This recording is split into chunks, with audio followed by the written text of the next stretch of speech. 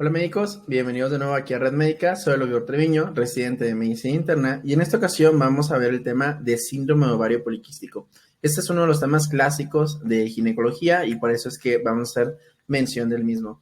Estos son algunos de los artículos que vamos a revisar en la siguiente presentación. Les recomiendo mucho esta revisión de Nature de síndrome de ovario poliquístico, viene muy buena, y también la GPC de aquí de México viene muy completa para hablar de síndrome de ovario poliquístico. Entonces, definición. Este síndrome se describió en 1985 por Lane y Steventhal. Es por eso que de ahí su nombre de Stein-Leventhal o síndrome de Stein-Leventhal, ¿no? Es una entidad, o se describió en ese entonces como una entidad clínica que se caracterizaba por trastornos menstruales con esterilidad, con hirsutismo y con obesidad. Y además, los ovarios de las pacientes tenían características morfológicas únicas, como aumento del tamaño, engrosamiento de la túnica albuginia, microquistes múltiples y que estos microquistes se encontraban situados subcorticalmente, que es algo característico de los ovarios poliquísticos. Entonces, por la GPC se define como un síndrome de disfunción ovárica con hiperandrogenismo clínico y bioquímico y que se va a acompañar de alteraciones menstruales y que puede o no tener ovarios poliquísticos. Mientras que en la revisión de Nature la definen como la combinación de signos y síntomas por exceso de andrógenos, en donde destaca el hirsutismo acompañado de disfunción ovárica y que obviamente se descarte algún otro tipo de trastornos. Epidemiológicamente, sabemos que tiene una prevalencia del 6 al 20%, que es la endocrinopatía más frecuente en mujeres en edad reproductiva, se presenta del 3 al 7%, también que puede haber 33% de mujeres que no tienen ninguna sintomatología con ovarios poliquísticos, no que tengan el síndrome, sino que tienen ovarios poliquísticos, y que del 60 al 80% de las mujeres se va a acompañar resistencia a la insulina, y que es parte de la fisiopatología propiamente descrita en estos pacientes. Y al hablar de fisiopatología como tal, no podemos olvidarnos de la perspectiva evolutiva de todo ese tipo de trastornos y que nos está afectando en la actualidad. Existe una teoría similar con la diabetes y con la obesidad, en donde en la antigüedad pues el hombre estaba expuesto a situaciones de de condiciones extremas, vaya, en donde era muy difícil conseguir comida, se tenía que caminar mucho y que obviamente se estaba continuamente expuesto a infecciones, a trauma. ¿Y esto qué hace? Que condicionaba a que parte del desarrollo del ser humano fue tener la capacidad de resistencia a la insulina para mantener un estado hiperglicémico el mayor tiempo posible, cuando se necesitara. Sin embargo, los tiempos cambiaron y a veces pues queda la duda o te preguntarías cómo es que estos cambios prehistóricos te ayudarían o ayudarían a una mujer para sobrevivir en ese ambiente extremo. Bueno, el síndrome ovario poliquístico, varias de las teorías que existen de que aumentaran la supervivencia tanto de la mujer como de su progenie, es que tenían una rápida maduración reproductiva. También el aumento de la secreción de andrógenos pues propiciaba un comportamiento más adecuado para el estrés en el que tenía que estar la paciente. La subfertilidad lo que ocasionaba es que el intervalo entre embarazos fuera mayor. ¿Y esto qué decía? Que disminuía la tasa de éxito de nacimientos, sin embargo, favorecía la supervivencia materna y de la progenie. También la oligoovulación hacía que la edad reproductiva no fuese tan corta, sino que se prolongara. Y entonces, al prolongar esta edad reproductiva, favorecía la supervivencia de las mujeres y de su progenie. Esto lo podemos considerar que mujeres más expertas en sobrevivir, pues a su progenie o a sus hijos les iba a ir muchísimo mejor. Fisiopatológicamente tiene una herencia del 10% familiar. Hay factores ambientales que van a contribuir de forma directa, la dieta, el estilo de vida y además que esto va a estar influenciado tanto por la etnia como por la raza. Hay algunos mediadores epigenéticos, iniciadores, que van a condicionar el desarrollo de alteraciones como a nivel de la vida fetal, en la niñez, la exposición química y algunas drogas. Es importante saber que estos iniciadores epigenéticos a nivel de la edad fetal van a ser secundarios a alteraciones propiamente de la madre. Por ejemplo, una mujer embarazada que tenga diabetes, que tenga hipertensión, que tenga tabaquismo. Todo esto produce la expresión del gen ahorrador. Por eso los pacientes nacen con tendencia o con riesgo aumentado para tener diabetes mellitus, para tener hipertensión arterial, incluso para desarrollar síndrome ovario poliquístico. Entonces, esto condicionaba en el niño la expresión del gen ahorrador y que propiciaba el desarrollo de un fenotipo hiperandrogénico, en donde había una hipersecreción de hormona luteinizante. Esto condicionaba la presencia de obesidad abdominal y resistencia relativa a la insulina. Y parte de los medicamentos descritos que se asocian al síndrome ovario poliquístico, pues es el ácido valproico.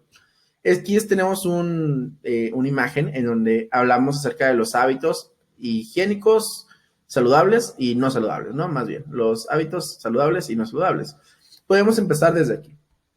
Hábitos no saludables. Esos hábitos no saludables condicionan a que una persona desarrolle hipertensión o que desarrolle síndrome ovario poliquístico. Esto si esta persona, si esta paciente tiene un hijo, pues lo que va a condicionar es que haya un daño fetoplacentario. Este daño fetoplacentario, ¿qué condicionaría? Pues una restricción del crecimiento intrauterino, y que esa restricción del crecimiento intrauterino le va a dar a ese niño una alerta todo el tiempo, en todo momento, que su metabolismo siempre va a estar al pendiente de no quedarse sin recursos. Entonces, por eso va a desarrollar de alteraciones en su función metabólica. El niño tiene bajo peso para la edad gestacional, tiene un fenotipo característico, y este fenotipo característico pues obviamente va a desarrollar sobrepeso, obesidad, diabetes. Si es mujer, tiene riesgo de desarrollar síndrome ovario poliquístico durante la niñez, adolescencia y la edad adulta. El ciclo va a continuar, él sigue con hábitos no saludables y el ciclo va a volver a continuar, ¿no? Entonces, estos hábitos no saludables es la dieta alta en grasas, baja en fibra, un estilo de vida sedentario, alcohol y tabaco que los consuma, ¿no? Y el resto, pues, es lo normal. Otros aspectos fisiopatológicos interesantes que debemos de entender es cómo la grasa abdominal va a participar directa e indirectamente en la formación de más andrógenos. Aquí vamos a condicionar, empezamos desde aquí, ¿no? Tenemos un paciente que tiene aumento de la grasa abdominal visceral, ¿no? Este aumento de la grasa abdominal, todos esos adipocitos, pues tienen una función hormonal y van a condicionar una reducción de los niveles de adiponectina y aumento de las proteínas proinflamatorias, como el factor de necrosis tumoral y la interleucina 6, así como el aumento de la leptina. Todo esto va a tener dos rutas. Una, que afecte directamente sobre ovario y sobre glándulas adrenales, que va a condicionar un aumento de la producción de estrógenos. Este aumento de la producción de estrógenos va a condicionar mayor cantidad de tejido abdominal o grasa visceral, y esto pues es un ciclo que no va a terminar. O en otra parte es que estas acciones proinflamatorias condicionen a una resistencia a la insulina. La resistencia a la insulina va a condicionar a un aumento de la insulina como tal o hiperinsulinemia. Recordar que la hiperinsulinemia tiene capacidad trófica, o sea, capacidad de que los tejidos se estén proliferando, como sucede con la acantosis nigricans, que es un dato de resistencia a la insulina y de hiperinsulinemia, ¿no? Esto va a estimular a nivel ovárico la producción de la teca, y esto va a conducir al mayor proceso o al exceso de andrógenos, ¿no? Por eso es importante tenerlo muy en cuenta. Y este es un algoritmo, bueno, es un ciclo fisiopatológico que viene en la guía de práctica clínica, solamente que adaptado, ¿no? Tenemos una paciente, desde aquí vamos a empezar. Tiene obesidad, hirsutismo y datos de insulinoresistencia, como la acantosis nigricans. Esto va a condicionar la resistencia a la insulina. Esto condiciona que a nivel hipofisiario hay un aumento de la liberación de LH. Este aumento de la liberación de LH propicia el desarrollo de hiperplasia tecal. La hiperplasia tecal aumenta los andrógenos ováricos y el ciclo va a volver a continuar, ¿no? Es por eso la importancia de entender todos esos aspectos y saber dónde vamos a actuar en la cuestión del tratamiento. Y ahora vamos al cuadro clínico. Es importante saber que el síndrome ovario poliquístico es un síndrome polimórfico. Quiere decir que no todas las pacientes van a presentar todos los datos clínicos, porque depende de muchas cuestiones. Usualmente las manifestaciones clínicas van a iniciar en el periodo perimenárquico, con alteraciones menstruales, principalmente oligomenorrea, aunque en algunos sitios han descrito polimenorrea. Que estos datos, o más bien, estos trastornos menstruales se van a ver alterados por periodos de amenorrea secundaria, porque es una paciente que ya menstruó.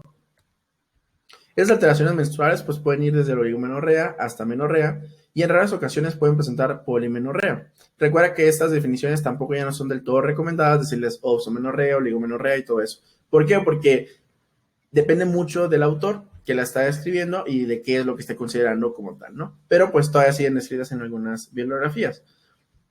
El hiperandrogenismo es uno de los datos más característicos del síndrome ovario poliquístico por su fisiopatología de la cual ya hablamos. Inicia en el periodo peripuberal y progresa durante la adolescencia. Lo más característico va a ser la presencia del hirsutismo. El hirsutismo, recuerda que lo podemos evaluar con una escala, que es una escala de Ferriman y Galloway. El hirsutismo usualmente en las pacientes va a ser discreto moderado, teniendo puntos entre 8 y 15. Muy raro que vaya a ser más elevado. También la obesidad androide o de forma de manzana, con un índice cadera, cintura-cadera mayor de 0.85, perdón, es muy característico de datos de hiperandrogenismo, que es una obesidad central, ¿no? Como se muestra aquí en las imágenes. Otros datos que podemos llegar a encontrar es la presencia de acné, de obesidad central y de acantosis nigricans. Y pues bueno, ahora pasamos con lo que es el diagnóstico. El diagnóstico, pues podemos apoyarnos mucho con los estudios de laboratorio. La testosterona total, esta recuerda que es el andrógeno circulante más importante en la mujer y es el principal causante del hirsutismo en las mujeres. No obstante, puede encontrarse elevada solamente en el 50% de los casos. El consenso de Rotterdam es parte de los criterios que han salido y ellos evaluaron que era mejor que deberíamos de realizar un índice, ¿no? Un índice de testosterona total y de proteína transportadora. Y que este índice se realizaba con testosterona sobre la proteína transportadora, que es SHBG, con un valor normal menor de 4.5. Y que eso es lo que deberíamos estar valorando, ¿no? Si tiene más de 4.5, pues podemos tener alteraciones o hiperandrogenismo bioquímico.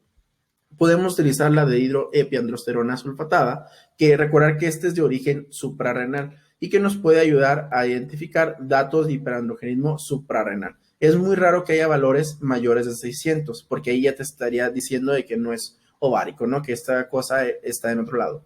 La androstenediona es un andrógeno de origen ovárico y puede ser útil en pacientes que no nos quede claro que tengamos hiperandrogenismo, ¿de acuerdo? Importante saber que este andrógeno, a diferencia de la testosterona, se mantiene elevadas en etapas tardías de la transición menopáusica y usualmente lo utilizamos en caso de duda diagnóstica. Otro de los marcadores que podemos utilizar es la 17-hidroxiprogesterona. Esto principalmente para tratar de descartar déficit de 21-hidroxilasa. Tenemos valores normales, que en ayuno se encuentra menor de 2 nanogramos. Valores mayores de 6, ya te están hablando de que existe un bloqueo enzimático y que el trastorno pues es por déficit de la misma. Y el problema ocurre cuando estamos de 2 a 4 o de 2 a 6, ¿no? Porque en esto tenemos que hacer un test de ACTH. Este test de ACTH se realiza con la administración de ACTH, ¿no? Y que esto lo tenemos que estar evaluando en los pacientes a los 60 minutos. Cuando tengamos valores de hidroxiprogesterona más de 10 pasados 60 minutos, te va a establecer el diagnóstico, ¿de acuerdo? También es importante saber que alrededor del 50% de las pacientes con SOP pueden presentar elevaciones discretas de esta hormona. Pero es importante tenerla como que en consideración porque es parte de los diagnósticos diferenciales en una paciente joven con síndrome ovario poliquístico o con hiperandrogenismo. Otro de los estudios que podemos realizar es la relación LH-FSH, una descrita muy clásicamente. Usualmente existe un aumento a favor de la LH más de 2 y el 60% de los pacientes lo pueden llegar a tener. Sin embargo, aunque se consideró al principio como un marcador para evaluar dentro de los criterios diagnósticos, sabemos que al ser solamente el 60% no se puede incluir en todos, porque va a haber pacientes que van a estar normales y que no se va a descartar síndrome ovario poliquístico. Entonces, puede ser de utilidad para complementar nuestro diagnóstico. También complementamos el diagnóstico con ¿qué? Determinando prolactina y determinando hormonas tiroideas. ¿Por qué? Porque esas alteraciones menstruales puede que no sean por SOP, pueden que sea por hipotiroidismo o hiper, o puede ser por hiperprolactinemia. Y ahora, salimos del laboratorio y entramos ahora a estudios de imagen. El ultrasonido, recordar que el ultrasonido no es necesario para el diagnóstico cuando la evidencia clínica es importante, ¿no? Entonces no lo necesitas. Sin embargo, es importante saber que nosotros vamos a considerar un ovario poliquístico cuando tiene un volumen ovárico mayor o igual a 10 cc o 10 mililitros, y o 25 folículos por ovario. Anteriormente, y algunos de ustedes lo habrán visto de esta forma, se describía que tenía que tener 12 o más folículos de cada ovario que medían de 2 a 9 milímetros y o un volumen igual de 10 cc en fase folicular temprana, ¿no? Las nuevas definiciones cambian de 12 folículos a 25 folículos. Sin embargo, es importante tener las dos muy en cuenta, eso con motivos de examen. Ante eso salieron varios criterios que tratar de homogenizar a los pacientes y que esos criterios diagnósticos son de la EPCOS y de la otra, ¿no? Lo más importante de esto es ver lo que te están pidiendo. En la primera hablamos de hirsutismo o de hiperandrogenemia, con otros los datos que ya vimos en la exploración. Disfunción ovárica, que tenga oligo o anovulación y ovarios poliquísticos y que se excluyan otros trastornos relacionados a hiperandrogenemia. Mientras que los otros criterios es oligovulación o anovulación, datos clínicos o bioquímicos de hiperandrogenismo y la presencia de ovarios poliquísticos. La guía de práctica clínica recomienda cualquiera de estos dos criterios que se pueden llegar a utilizar. Y estos son los criterios del consenso de Rotterdam del 2003. Si se dan cuenta, son exactamente los mismos, pero aquí lo característico es que te definían varios fenotipos. Tenemos fenotipos del síndrome ovario poliquístico. ¿Por qué? Porque su heterogeneidad de la enfermedad condicionaba que tú tenías a lo mejor un subfenotipo A, otra serie de casos tenían subfenotipos B, pero todos eran por la misma causa, la presencia de su fisiopatología por ovarios poliquísticos, hiperandrogenemia y resistencia a la insulina. Entonces, el subfenotipo A va a ser un subfenotipo con oligovulación, hiperandrogenismo clínico de laboratorio y un eco compatible con SOP. El subfenotipo B es oligovulación, hiperandrogenismo clínico o de laboratorio. El subfenotipo C es hiperandrogenismo clínico o de laboratorio con un eco compatible con SOP. Y el subfenotipo D es oligovulación con un eco compatible con SOP. Y así te describían varios fenotipos que pudiesen tener los pacientes, que es este cuadro que está aquí, ¿no? Esta serie de círculos en donde están hablando como tal de un fenotipo no hiperandrogénico y todo lo demás, ¿no? Y esto pues teníamos varios fenotipos que son básicamente los que están descritos aquí, ¿no? Como A, B, C y D. Entonces, una vez que nosotros planteamos hacernos nuestros diagnósticos, hay que evaluar qué tenemos o la respuesta de nuestro paciente, ¿no? Hay que evaluar su historia clínica y su examen físico. Si tiene un inicio rápido, una progresión rápida y tiene virilización, muy poco probable que vaya a ser SOP, sino que aquí lo que tenemos es muy probablemente un tumor o una hiperplasia. Para esto hay que solicitar una tomografía o una resonancia magnética de glándulas suprarrenales o tomografía adrenal, ¿no? Y obviamente hay que solicitar un ultrasonido ovárico. Si se evidencia con tomo o con reso la hiperplasia o el tumor adrenal, pues se les da tratamiento y ahí se queda, ¿no? Si tenemos una imagen normal, hay que considerar una combinación, estar evaluando tanto a nivel adrenal como ovárico y estar con una laparotomía o una laparoscopía si es que no se llegara a tener el diagnóstico, ¿de acuerdo? ¿Y esto para qué? Para tratar de evidenciar el tumor o la hiperplasia suprarrenal. Por otro lado, vamos a irnos de acá, en donde tenemos un inicio peripuberal, tenemos una progresión lenta y que tenemos ausencia de virilización. Cuando tengamos esto, pues hay que cuantificar el hirsutismo y mirar el acné y la alopecia. Vamos a calcular los niveles de hormona de testosterona libres. La ovulación la vamos a estar monitorizando, ya vimos cómo. Se van a obtener imágenes del ovario y hay que excluir otros trastornos secundarios. Después de esto, lo que vamos a hacer es nuestro perfil androgénico. ¿Para qué? Para determinar nuestro diagnóstico diferencial. Vamos a centrarnos, pues, con esta, que es el hirsutismo. O sea, la paciente tiene hirsutismo y tiene testosterona libre que se encuentra aumentada, tiene oligoovulación y ovarios poliquísticos y se han excluido otros trastornos en los pacientes. Pues aquí, ¿qué tenemos? Pues tenemos un síndrome de ovario poliquístico como tal, ¿no? Podemos tener hiperandrogenismo idiopático, en donde tenemos ausencia de alteraciones hormonales o tenemos ovarios normales, porque no entraría dentro de los subfenotipos. Sin embargo, tenemos el resto presente. Podemos tener hirsutismo idiopático, en donde sí tengamos hirsutismo, sin embargo, no tenemos alteración o aumento de las hormonas androgénicas y tampoco tenemos alteraciones sobre los ovarios o sobre los ciclos ováricos, ¿no? Y ya por último, el déficit de 17-hidroxiprogesterona, pues aquí vamos a condicionar, como ya vimos anteriormente, pues midiendo los niveles basales de 17-hidroxiprogesterona. Cuando tengamos niveles más de 10 nanogramos de 1 a 24 horas, después de la administración de ACTH, consideramos como esta etiología déficit de hidroxiprogesterona. Y si no, podemos considerar cuando tengamos aumento del nivel basal de 1 a 24 horas después de estimulado con deoxicórticos, ¿no? Entonces, más o menos este es el abordaje propio de la hiperandrogenemia. Lo más importante de esto es descartar el déficit de 17 hidroxilasa y también identificar la presencia del síndrome de ovario poliquístico. Y bueno, con esto vamos a pasar ahora con el tratamiento para cerrar lo que es esta clase. El principio del tratamiento, recordar que no existe tratamiento universal, está orientado en los síntomas que tenga la paciente. No hay ningún medicamento aprobado por la FDA y todas las organizaciones internacionales, única y exclusivamente dirigido para el síndrome ovario poliquístico. Y eso es algo muy importante. Y el tratamiento es crónico y es dinámico. Y va a depender. Quiero tratar a mi paciente del hiperandrogenismo, quiero tratar a mi paciente de la oligomenorrea o quiero tratar a mi paciente de la infertilidad. Si yo lo que quiero hacer es tratar el hiperandrogenismo, puedo dar antiandrógenos, pero recordar que esos antiandrógenos tienen que ir con una anticoncepción efectiva. Al menos tiene que ser una anticoncepción que evite que la paciente quede embarazada. ¿Por qué? Porque tiene riesgo de feminización el feto. También es importante que si la paciente quiere quedar ahora embarazada, hay que suspender al menos 2 meses la mayoría de los anticonceptivos y de los antiandrógenos, ¿no?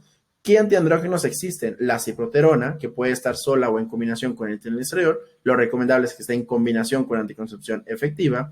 La espironolactona, el finasteride y la flutamida.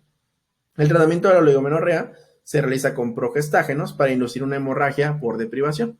Y esta se realiza cada 3 a 4 meses. Y el tratamiento de la infertilidad, lo primero es que la paciente tiene que bajar de peso. ¿Para qué? Para que las medidas puedan ser efectivas. Se puede añadir citrato de clomifeno.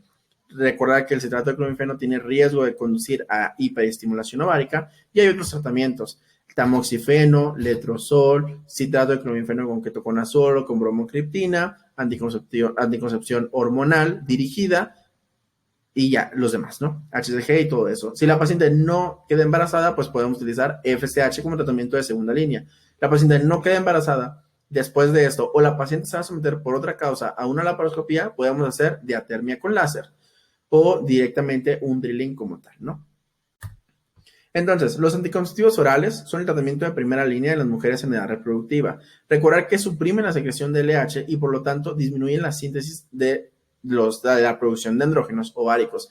Van a aumentar las concentraciones plasmáticas de los transportadores de androgénicos. ¿Y esto condiciona qué? Que disminuyan la cantidad de andrógenos libres. Además, permite una descamación regular del endometrio, con lo que evita el riesgo que tienen esas pacientes, que es hiperplasia endometrial y cáncer de endometrio. El inconveniente es que los anticonceptivos orales favorecen la resistencia a la insulina. Las progestinas, por su parte, recordar que hay varios tipos de progestinas. Hay algunas que tienen actividad androgénica, como el norgestrel y el levonorgestrel. Y que estos obviamente no van a ser recomendados en estas pacientes. ¿Por qué? Porque les vas a aumentar el estado androgénico de la paciente y se supone que es lo que no quieres. Hay otras que tienen efectos antiandrógenos, como cuáles? El citrato de ciproterona, ¿no? El acetato de ciproterona, que es el clásico que se describe en esta enfermedad. También podemos utilizar drospirenona y el resto de los que existen, ¿no? Lo importante del acetato de ciproterona es que tiene una actividad glucocorticoidea, por eso puede aumentar de peso y puede propiciar la resistencia a la insulina. Las progestinas más recomendables en este aspecto van a ser la drosperinona, que este va a ser un derivado de la espironolactona y que tiene un efecto beneficioso sobre la resistencia a la insulina, ¿no? Tenemos antiandrógenos en donde se van a combinar con algunas progestinas por sus efectos. Recordar que tenemos esteroidales al ser hormonales como el acetato de ciproterona y la espironolactona y los no esteroidales como la flutamida y el finasterida. Van a antagonizar el receptor de los andrógenos en el folículo piloso y en la glándula sebácea y con eso van a mejorar algunos de los componentes del síndrome metabólico que es acné y todo lo demás, ¿no? El acetato de ciproterona y la espironolactona son muy efectivos para reducir la hiperandrogenemia. Otros antiandrógenos como la flutamida y la finasteride que se utilizan cuando no existe un beneficio con la ciproterona o no estamos teniendo los efectos que quisiéramos, esos van a actuar como bloqueadores periféricos de la acción androgénica, pero realmente no van a modificar el nivel de los andrógenos. Recordar, están contraindicados en el embarazo, sin ningún tipo de excepción. ¿Por qué? Porque tienen alto riesgo de desarrollar feminización de un feto masculino. Por eso, todos los antiandrógenos tienen que estar acompañados de un de una anticoncepción eficaz, que usualmente es con anticonceptivos hormonales. Algunos algoritmos, este algoritmo pues, es muy simple realmente. Lo primero que tenemos que hacer es modificaciones del estilo de vida. Se pueden hacer procedimientos cosméticos. Es importante que nosotros como médicos consideremos factores como el estrés, el bullying, la depresión, que esto va a condicionar que una paciente no se sienta plena consigo mismo y se puede fomentar el uso de algún procedimiento cosmético que favorezca que la paciente se sienta un poco mejor, ¿no? De la causa que sea, no nos vamos a meter en promoción ni nada por el estilo. Y hay que ver, ¿está buscando fertilidad o no está buscando fertilidad? Si busca fertilidad, lo que tenemos que dar es drogas de fertilidad, como el citrato de clomifeno y lo que vimos al principio. Si la paciente no busca fertilidad, pues hay que evaluar si la paciente tiene contraindicación para tomar anticoncepción hormonal. Si tiene contraindicación, tú le vas a dar antiandrógenos a la paciente, pero tienes que estar muy seguro de que la concepción no va a ocurrir. Entonces, pues muy poco probable que alguien se atreva a realizar algo como eso, ¿no?